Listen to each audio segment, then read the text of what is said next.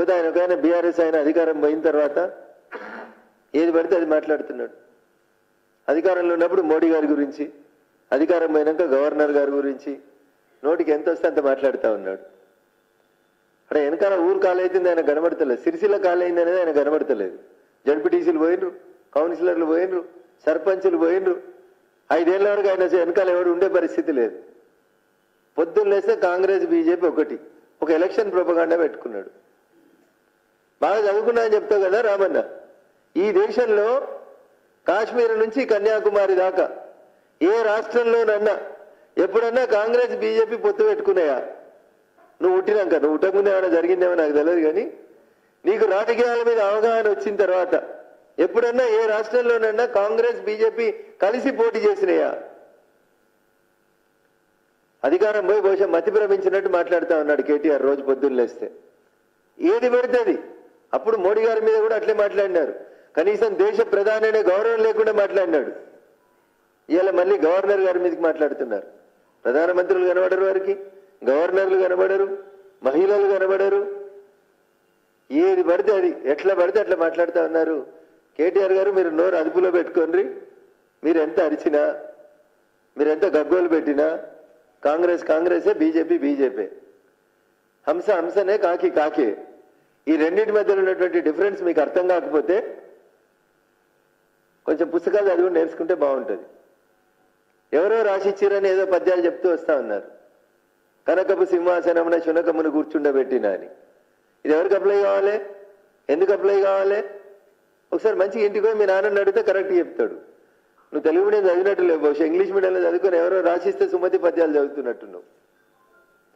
సందర్భోచితం లేకుండా ఏది పడితే అది మాట్లాడితే ప్రజలు తిరస్కరిస్తారు. ఇప్పటికే తిరస్కరించారు.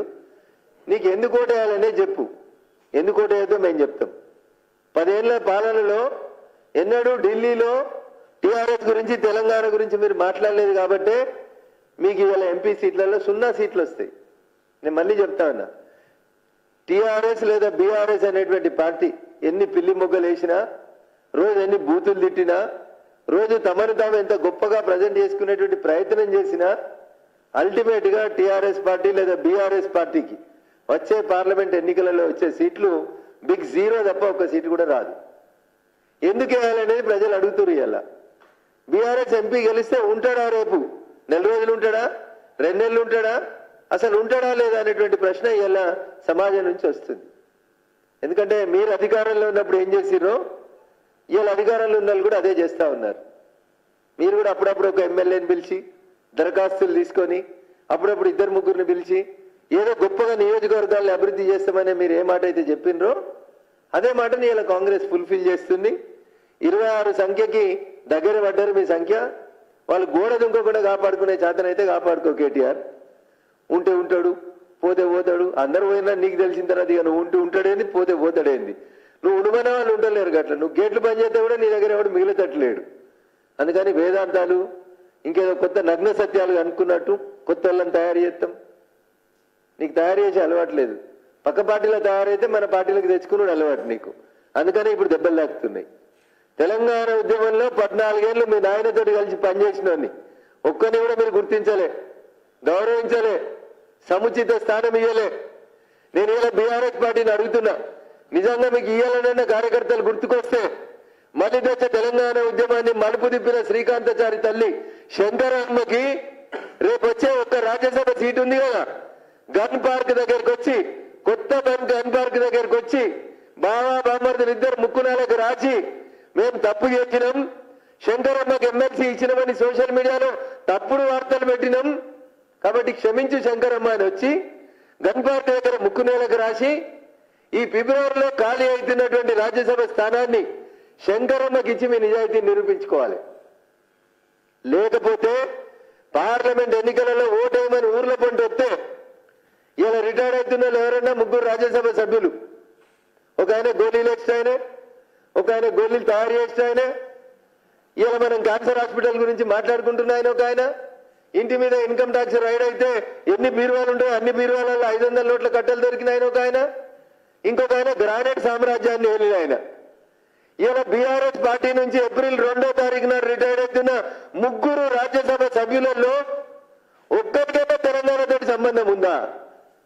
మేమంతా జై తెలంగాణ అని తన్నుల పడ్డ రోజు ఈ ముగ్గురు ఎవరైనా జై తెలంగాణ అన్నారా? అసలు వీళ్ళకి జై తెలంగాణ అని అన్నదా? తెలంగాణ ఎల్లలు తెలుసా? తెలంగాణ జిల్లాలో తెలుసా వీళ్ళకి కనీసం? అందుకని మీకు నిజంగా చిత్తశుద్ధి ఉంటే కేటీఆర్ ఎగిరిపడు కాదు, నోటికొచ్చినట్టు వాగుడు కాదు.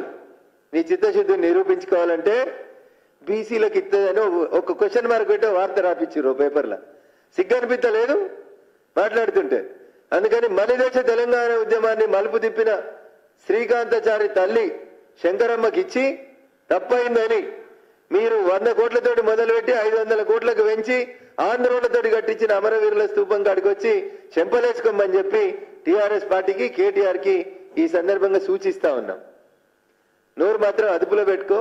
భారతీయ జనతా పార్టీ గురించి ఒక్క అక్షరం మాట్లాడినా నీ సిరిసిల్ల మొత్తం ఖాళీ చేస్తాం, నీతోటి రాజీనామా చేపించే పరిస్థితులు కల్పిస్తాం, ఉప ఎన్నికలలో నేను శంకరగిరి మాన్యాలకు పంపిస్తాం కేటీఆర్. మా గురించి ఇంకొక మాట మాట్లాడినా జాగ్రత్త అని చెప్పి సందర్భంగా హెచ్చరిస్తాం.